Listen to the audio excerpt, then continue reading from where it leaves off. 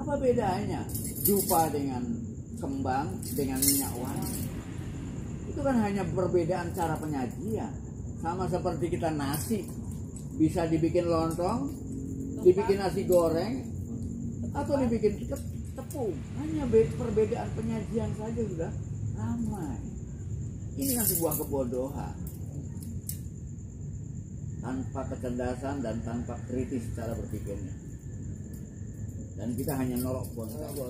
Kalau bonte itu ikut-ikutan. Apa cari? Di Bali juga ada istilahnya itu. Nah, orang-orang Bali bilang semolok itu. Itu ya, gejala apa yang saya alami itu setelah saya sering agak keras orangnya. Saya sering napak tilas. Sebenarnya sebelum napak tilas sih saya sudah merasakan, cuma secara habis napak tilas ini saya lebih merasakan kuat. Jadi sensitif gitu ya. Bukan sensitif, jadi gejala ini tuh semakin kuat bener terjadi gitu loh. Jadi kalau ada yang ada yang terlintas di pikiran saya, itu mesti selalu terjadi. Mama, saya kecewa dengan orang itu, tapi saya sudah ikhlas. Tapi entah nanti apa itu akan terbuka sendirinya orang itu, atau terjadi sesuatu dengan orang itu gitu loh. Yang itu.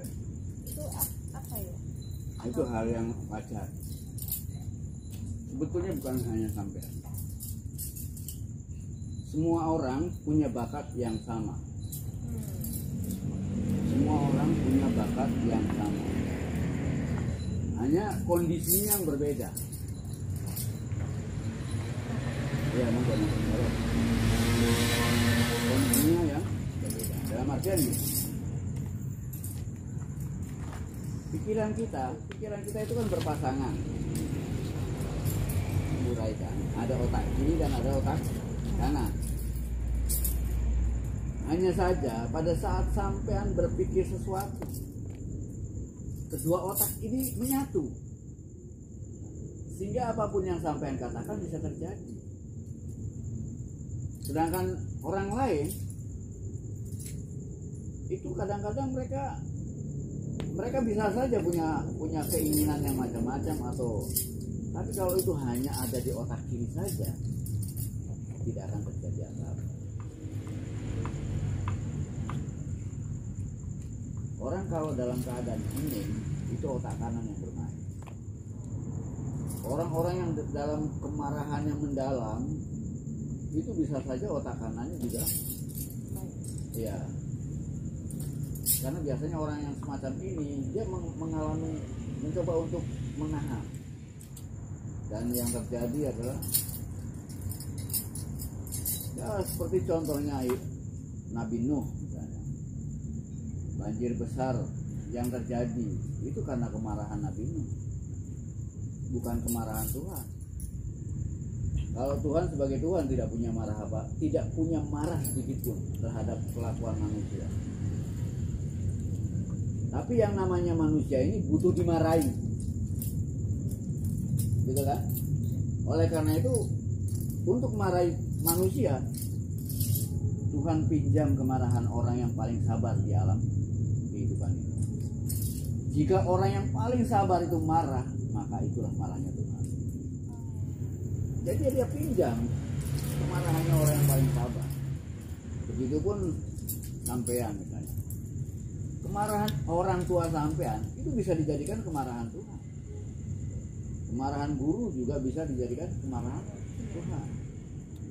Tapi kemarahannya hanya berkaitan dengan murid-muridnya atau orang tua terhadap anak-anaknya saja.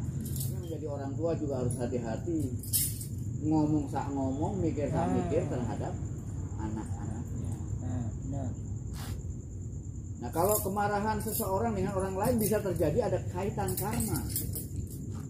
Kita disakiti, kita dirugikan. Bisa saja kita mengatakan sesuatu langsung terjadi, artinya langsung dibayar lunas gitu loh. Nggak nunggu besok atau tahun depan atau pada kehidupan yang akan datang. Ada kita marah, baru kehidupan yang akan datang, baru kita dapat balasannya. Wah, kesuwen. Kita marah langsung saat itu juga dibayar lunas. Nah, ini namanya instan karma. Dan itu yang udah banyak alami. Kan peristiwa-peristiwa yang terjadi bukan peristiwa alam. Wah, ya nggak mau ngomong masalah itu. Nunggu ya. Iya. Loh, saya nunggu loh, bukannya saya nunggu ya, kok nggak ada lanjutannya. Banyak sekarang. Nanti. Itu nanti di luar acara ya yang ya. Karena bagaimanapun juga yang ini seperti dimanja sama Tuhan.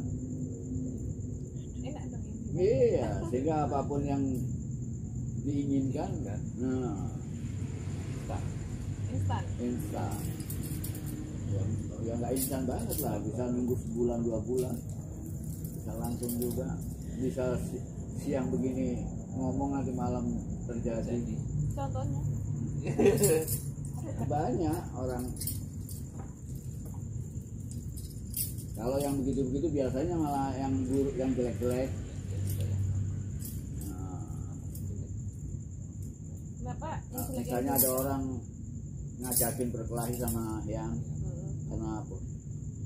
Sampai yang bilang ngapain berkelahi sama kamu? Menang gak terkenal, kalah malu-malu gitu. Malamnya mati dia. Dan itu sering kali sampai hati-hati.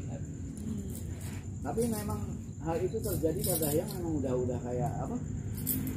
Yang punya komunikasi tersendiri dengan dia. Yang dulunya dia nggak percaya kalau dia. Yang seperti yang tadi, yang dari mulai kecil yang tuh udah sering dikabulkan. Apapun yang inginkan sampai siapa sebenarnya yang suka ngabulin keinginan yang ini? Kalau dia bilang aku, siapa aku? Ya Tuhanmu. Tak percaya. Mana mungkin kamu Tuhan? Emangnya aku siapa? Sampai kamu mau bergaul dengan aku? Kamu bohong. Gitu. Nah, mungkin kamu Tuhan. Buktinya apa kalau kamu Tuhan? Biarlah, aku nggak percaya.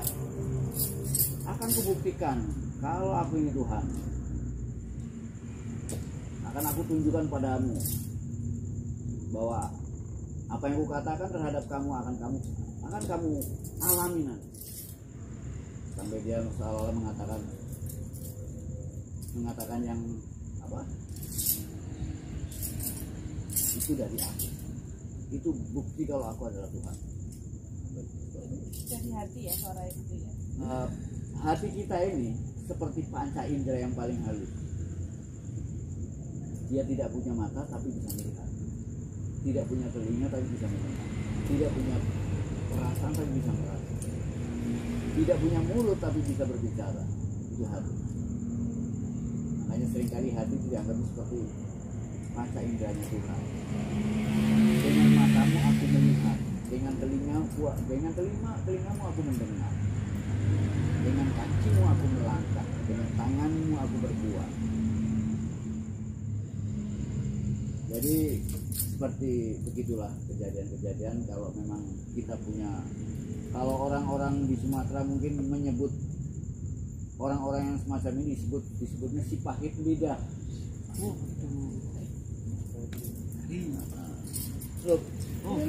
Oke, siap.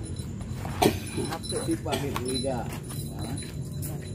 Atau kita di sini sering kali nyebut apa itu? Itu geni, yang bilang gitu. Kalau Sumatera si pahit lidah. Iya, si pahit lidah. Orang Jawa bilang itu geni. Oh, nanti ngomong mana apa? Sabdo Panto Ratu.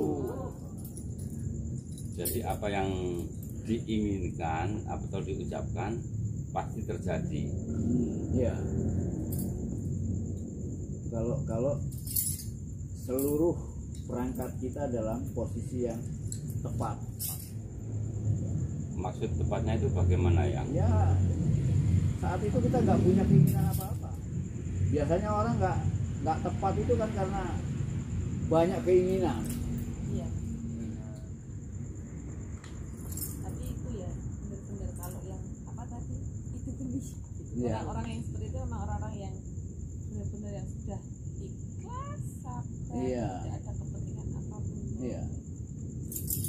Dan paling enggak kita yang sering mengalami itu pun juga kita harus mulai mengendalikan. Mulai Jangan belajar semena-mena mengendalikan. gitu ya. Iya, belajar mengendalikan.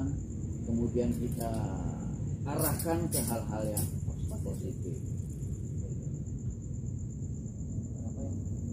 Itu lebih mudah ya, lebih Biasanya orang itu mudah sekali hanyut pada yang negatif. Yang enak kan yang bilang oh itu Ya manusia itu membayangkan yang sakit itu paling gampang daripada yang senang. Kita kadang-kadang untuk mencapai keheningan, manusia tuh mudah sekali lewat sakit. nah, baru menyadari Iya, apa kenal Tuhan gitu ya. iya lewat sakit. Seperti itu. Bahkan kita kalau meditasi, begitu pula dalam meditasi. Mungkin kita sulit masuk ke wilayah rasa. Maka kita diberi jalan dengan cara lewat rasa sakit. Ya mungkin makanya kita kalau menemukan rasa sakit pada saat kita meditasi, masuki rasa sakit itu sebagai portal juga.